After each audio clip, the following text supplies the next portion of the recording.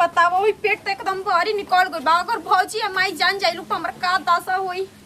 अरे दादा एक काम करते नहीं फोन को के वहां से बतियावो तनी हम का वहां के कहत तनी अली फोनो ना उठावेलन। हेलो हाँ हेलो का करतनी जी? कुछ ना हो रो कुछ बुझात नहीं खे असही हाथ पे हाथ धके बैठा रही ठीक नु का हो गई? अरे ओई पेट एकदम हमर बाहर निकल गइल बटुए छुपावल मुश्किल बटुए घर वाला से। अच्छा हो कुछ दिन छुपावा। ये भगवान अब कब तक छुपाई रोवा कुछ करम कि ना करम ई बताई। करब तनी कुछ दिन और इंतजार कर। ओहो बाहर निकल जाई तब कुछ करम। अभी कुछ दिन इंतजार कर लो ओकरा बाद हम व्यवस्था कर तनी। अरे ई जानो तनी कि ना कितना बदनामी होई हमार तो होइबे करी साथ साथ में हमरा भाई बाप के पूरा बदनामी हो जाई जान जाई। ना कुछ ना होई ओकर व्यवस्था हम कर तनी। जल्दी व्यवस्था करी ठीक नु अब बियाह शादी को के हमरा के घरे लेके चली। हां ठीक बा। तब तो जोनो इज्जतिया बचल बा एकदम गांव में उछल जाई। ना कुछ दिन और रुक जा। ठीक बा रखी ठीक रखतनी ना तो कोई आ जाई का करिया ना बिये नु जानी हन कहत तो बताओ इतना दिन हो गई पेट तो भारी निकल गई और हमरा घर वाला जान जाई तो हमरा का होई दादा हमरा तो कुछ बुझाते नहीं कि हम कहीं तो कहीं कैसे माई से चलो कसम तो छुपाई के न परी कुछ दिन देखो तनी का करत रम हटे दादा काहे फोनवा ना उठावत रही। अरे का करी चल नहीं के जाते कौन सा ऐसा में सांसें न फूलेला कमजोरी जल्दी हो जाला। अरे माई अहिया फोन नहीं कर पते का धोल पहले फोन लगा के उनका बतियाइए लेतन फरियाइए लेतन का चाहत नहीं हमरा से मैं की कुछ कहते है इसे। हेलो हेलो कोलातन जी खुश रहा हां त निमो लगा त न सब का भइलो? तो नहीं के मालूम कि का भइल बताव। जानो तनी कि हमर ऐसा हालत बा फिर भी छोड़ के चल गईनी दिल्ली। चला कुछ दिन का औरी बात बा। रोजान तक के हाथ पैर में हमरा कितना दर्द रहता।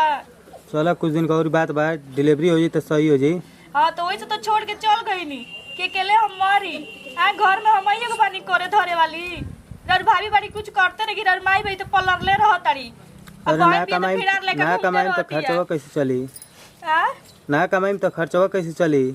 ठीक है कहतनी त हमरा के मुआ दी जा ना त हमरा के नैयर भेजी हम ना रह में जा। आई ऐसे मत बोला। रात दिन काम करत हमर बहता के हम जिए बनाई जान तनी हमर ऐसा हालत में तब ऐसे करतनी हमरा संगे तन बर्दाश्त करो। अपन माई से बतियाई हम बर्दाश्त रस ना कर हम चल जाम न सुन तनी न हम ना रह में जा हमरा के लेके चली दिल्ली। ए जब मन नहीं के लगा कोनो से एक गिलास पानी मांग देते त पुलनी को हथवे गोड़ टूट जाता है एकदम से। का रे भावला खनी कम ना फटारे ले लागल बड़ी रे हैं काम धंधा नहीं खेलाऊ को देखो बर्तन लेके बैठ गइल बड़ू लागत कि कमाई नहीं खेलो तो हां टूट गइल बा हथवा। ए दीदी बर्तन होते तो रहनी है और फिर तोरा नहीं होखे के बटे रे कि हमरा होखे के बा 5-6 महीना का तो रग। अरे ना जी ओकरी घरा में मोबाइल रखा रहे ना। अरे बाप रे बाप अरे बैठ नहीं के जाता कोई ना सुतल निकला था ना बैठल निकला होता।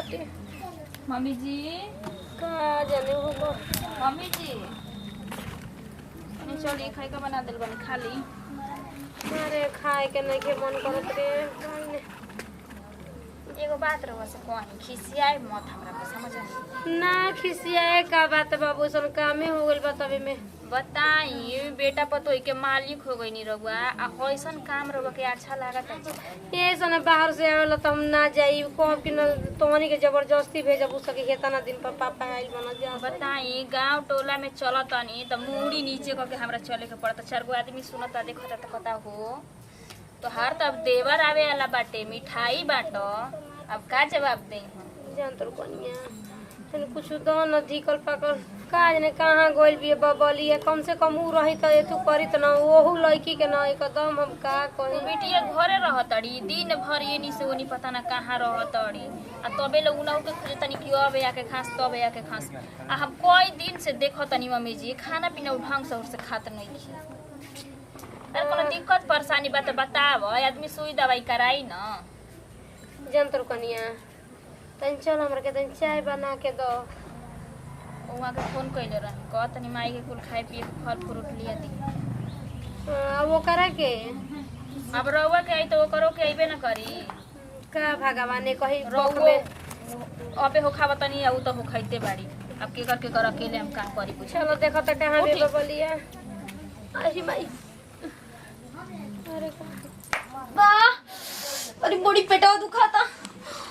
कोई सुने मत मम्मी सुनी तो का कोई कैसे कोई कुछ बुझाते नहीं कि अरे माई आ आ आ आ माई आ बुझी दी ए बुझी दी अरे भगवान होय के कोइले बुझी जी बुझी जी बुझी ए मम्मी जी कुछ बड़ी होनो तो हाल बा अब हम का करी मम्मी जी आ आ बुझी जी कुल का कोइले बानी जी रो कुआरे में बुझी माई के मत को कुछ करा मम्मी जी का है अजी बुची जी आई हो दादा ई ना कोई जी रो कुछ बुझाता रे मुझे बता रे चलो मुझे बहुत बुझाता है देखी दा कुमार के लइका हो खावा तनी दादा ई सब जानी के हमनी के का हो गइल बा एके संगे जी अरे ये तो हम तनी तनी दर्द होता बुझाता कि हम ए मम्मी जी अभी वो होय का जी मम्मी जी अरे का रे बबलिया कुआरे में उठी ता